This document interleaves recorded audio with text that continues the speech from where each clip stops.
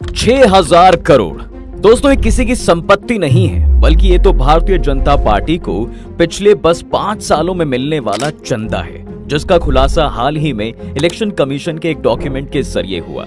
इसके साथ ही न सिर्फ भारतीय जनता पार्टी बल्कि ममता दीदी की पार्टी टीएमसी यानी कि तृणमूल कांग्रेस को 1609 करोड़ का चंदा मिला, तो वहीं कांग्रेस पार्टी को 1421 का चंदा मिला है। जब से सुप्रीम कोर्ट ने इलेक्टोरल बॉन्ड पर बैन लगाया है, तब से ही लगातार ऐसे खुलासे हो रहे हैं जिन्हें छुपाने की अब तक सरकार की तरफ से पूरी कोशिश की जा रही थी। लेकिन अब इन सब बातों से ये तो सामने आ गया है कि आखिर पॉलिटिकल पार्टीज के पास इलेक्शन में अपने कैंडिडेट्स के ऊपर पानी की तरह पैसा बहाने के लिए आता कहां से।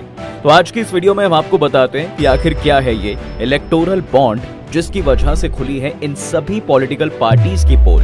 तो इस वीडियो को आखिर तक देखना ना भूलें। दोस्तों, इधर उधर की बातें ना करते हुए सबसे पहले आपको बताते हैं कि क्या है इलेक्टोरल बॉन्ड। देखिए, इंडिया की गवर्नमेंट ने साल 2017 में इलेक्टोरल बॉन्ड योजना की घोषणा की थी और इसकी घोषणा के बाद ही साल 2018 में 29 जनवरी को इसे कानूनी लागू कर दिया गया था। इस स्कीम को साल 2017 के वक्त वित्त मंत्री रहे अरुण जेटली ने इस स्कीम को पेश किया था।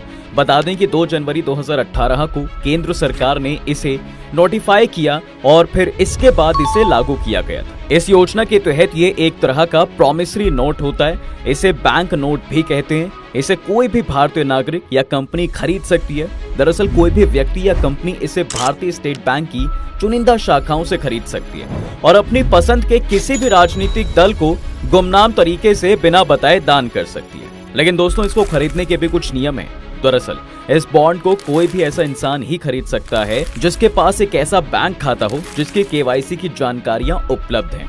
दरअसल इलेक्टोरल बॉन्ड में भुगतानकर्ता यानी कि पेयर का नाम नहीं होता। वहीं आपको बता दें कि इस प्लान के हिसाब से भारतीय स्टेट बैंक की ब्रांचेस से 1,000 रुपए, 10,000 रुपए, 1 लाख रुपए, 10 लाख रुपए और 1 करोड़ रुपए में से किसी भी अमाउंट के इलेक्टोरल बॉन्ड खरीदे जा सकते हैं। हालांकि इलेक्टोरल बॉन्ड्स का टेन्योर सिर्फ 15 दिनों का ही होता है, यानी कि डोनर के बॉन्ड डोनेट करने के 15 दिन के अंदर बॉन्ड पाने वाली पॉलिटिकल पार्टी इसे इलेक्शन कमीशन से वेरीफाइड बैंक अकाउंट से कैश करवा सकती है। हालांकि ये बॉन्ड हर किसी पार्टी को डोनेट नहीं किए जा सकते। इसके लिए भी कुछ नियम बने हुए हैं, जिसके दौरान इसका इस्तेमाल सिर्फ representation of the people act यानी कि जन प्रतिनिधित्व अधिनियम के तहत रजिस्टर्ड पॉलिटिकल पार्टीज को डोनेट करने के लिए किया जा सकता है। इसके साथ ही आपको बता दें कि सिर्फ उन्हीं पॉलिटिकल पार्टीज को इलेक्टोरल बॉन्ड के जरिए डोनेशन किया जाता है जिन्होंने लोकसभा या विधानसभा के लिए लास्ट जनरल इलेक्शन में कम से कम 1% वोट तो हासिल किए हों।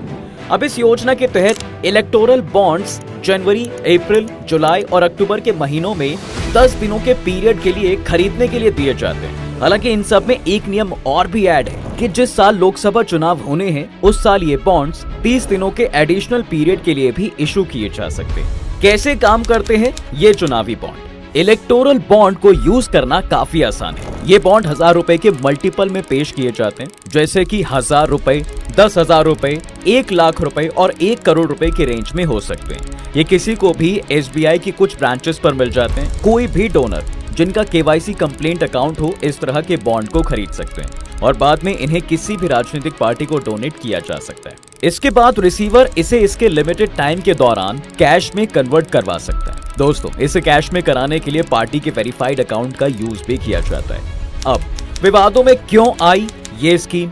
देखिए, अभी तक तो आपको ये स्कीम सुनने में सही लग रही होगी, तो ऐसे में एक सवाल आता है कि भाई आखिर फिर इस योजना पर इतना विवाद क्यों हुआ? आखिर क्या वजह थी? दरअसल 2017 में तब के वित्त मंत्री यानी अरुण जेटली ने इसे पेश करते वक्त दावा किया था कि इससे पॉलिटिकल पार्टीज को जो फंडिंग मिलती है उसमें ट्रांसपेरेंसी आएगी, साथ ही साथ इलेक्शन सिस्टम भी ज्यादा ट्रांसपेरेंट बनेगा। इससे ब्लैक मनी पर अंकुश लगेगा। हालांकि उस वक्त भी इसका विरोध हुआ था और तब विरोध करने वालों ने ये कहा था कि इलेक्टोरल बॉन्ड खरीदने वालों की पहचान जाहिर नहीं की जाती है, इससे ये चुनावों में काले धन के इस्तेमाल का जरिया बन सकता है। और उस वक्त योजना का विरोध करते हुए योजना को 2017 में ही चैलेंज किया गया था। लेकिन इसकी सुनवाई 2019 में शुरू हुई और इसके बाद 12 अप्रैल 2019 को सुप्रीम कोर्ट ने सभी पॉलिटिकल पार्टियों को निर्देश दिया कि वो 30 मई 2019 तक में एक लिफाफे में इलेक्टोरल बॉन्ड से जुड़ी सभी इंफॉर्मेशन इलेक्शन कमीशन को दें। लेकिन उस वक्त भी इस योजना पर रोक नहीं लगाई गई थी। बता दें कि दिसंबर 2019 में याचिकाकर्ता एसोसिएशन फॉर डेमोक्रेटिक रिफॉर्म्स यानी ADR ने इस योजना पर रोक लगाने के लिए एक एप्लीकेशन दिया। इलेक्टोरल बॉन्ड पर कांग्रेस नेता जया ठाकुर, मार्क्सवादी कम्युनिस्ट पार्टी और NGO association for democratic reforms सहित 4 लोगों ने याचिकाएं पिटीशंस की। इस मामले में पिटीशनर्स का कहना था कि इलेक्टोरल बॉन्ड के जरिए गुपचुप फंडिंग में ट्रांसपेरेंसी नहीं आ पाती। इस मामले में सीनियर एडवोकेट कपिल सिब्बल ने पिटीशनर्स की तरफ से पैरवी की थी। इसके बाद इस मुद्दे पर सुनवाई साल 2023 में 31 अक्टूबर की शुरू हो गई थी। सुनवाई के दौरान कोर्ट में इस स्कीम से जुड़ी तमाम तरह की दलीलें रखी गई थी, जहां सरकार की तरफ से कहा गया था कि भाई इलेक्टोरल बॉन्ड से पॉलिटिकल डोनेशंस में ट्रांसपेरेंसी आई है। डोनर्स नहीं चाहते थे कि उनके दान देने के बारे में दूसरी पार्टी को पता चले, इससे उनके लिए दूसरी पार्टी की नाराजगी नहीं बढ़ेगी। तो वही विपक्ष की तरफ से कहा गया था कि अगर किसी नागरिक को उम्मीदवारों, उनकी संपत्ति, उनके आपराधिक इतिहास के बारे में जानने का अधिकार है तो उन्हें ये भी पता होना चाहिए कि भाई पॉलिटिकल पार्टीज को कौन फंडिंग कर रहा है। और इसी तरह की दलीलों के बीच CJI DY चंद्रचूड़ की अध्यक्षता वाली 5 जजों की बेंच ने 3 दिन की सुनवाई के बाद 2 नवंबर 2023 को इस मामले में अपना फैसला सुरक्षित रख लिया था। दोस्तों, इन सब के बीच आपको बता दें कि ठीक 4 दिन बाद यानी 6 नवंबर को स्टेट बैंक ऑफ इंडिया ने अपनी 29 ब्रांचों के जरिए इलेक्टोरल बॉन्ड इशू किए थे। और हैरानी की बात तो यहाँ पर ये थी कि सिर्फ 6 नवंबर से 20 नवंबर तक इशू किए गए बॉन्ड्स में 1000 करोड़ रुपए का इलेक्शन डोनेशन दिया गया था। इसके बाद 15 फरवरी को सरकार ने ऐतिहासिक फैसला लेते हुए 6 साल पुरानी इलेक्टोरल बॉन्ड स्कीम पर तुरंत रोक लगा दी थी। ये रोक लोकसभा चुनाव से कुछ महीने पहले ही लगाई गई, जो कि पॉलिटिकल पार्टीज के लिए एक बड़ा झटका है। इस पर रोक लगाते हुए सुप्रीम कोर्ट ने कहा कि ये स्कीम अनकॉन्स्टिट्यूशनल यानी कि असंवैधानिक है। बॉन्ड की सीक्रेसी बनाए रखना असंवैधानिक है। साथ ही ये स्कीम राइट टू इंफॉर्मेशन का उल्लंघन भी है। और इसके बाद आदेश देते हुए सुप्रीम कोर्ट ने SBI बैंक को 6 मार्च तक का टाइम दिया कि वो पूरा डेटा इलेक्शन कमीशन को दे। लेकिन 4 मार्च को SBI ने सुप्रीम कोर्ट में याचिका लगाकर इसकी जानकारी देने के लिए 30 जून तक का वक्त मांगा था।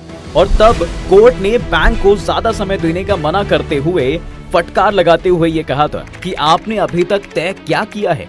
और तब ज्यादा वक्त मांगने की याचिका को खारिज करते हुए सुप्रीम कोर्ट की 5 जजों की संविधान पीठ ने फैसला सुनाते हुए कहा SBI 12 मार्च तक सारी जानकारी का खुलासा करे। अब देखिए, इसके बाद कोर्ट की सख्ती के बाद SBI बैंक ने 12 मार्च को शाम तक इलेक्शन कमीशन को सारा डेटा मुहैया करवा दिया।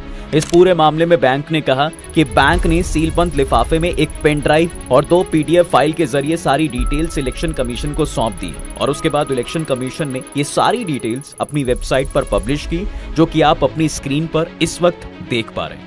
दोस्तों, इलेक्शन कमीशन के इस डिटेल के मुताबिक भारतीय जनता पार्टी सबसे ज्यादा चंदा लेने वाली पार्टी है।